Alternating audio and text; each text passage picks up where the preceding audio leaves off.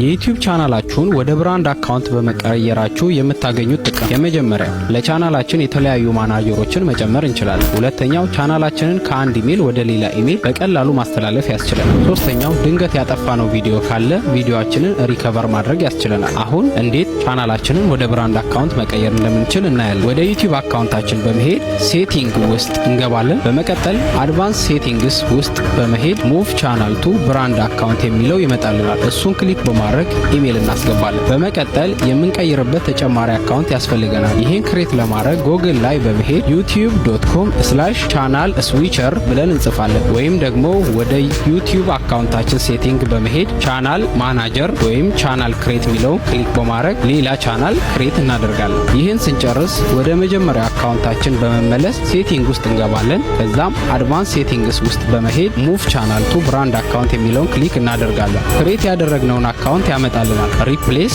ከዛም ዴሊት ቻናል በመጨረሻም ሙቭ ቻናል። አሁን ቻናላችን ወደ ብራንድ አካውንት ተቀይሯል ማለት ነው።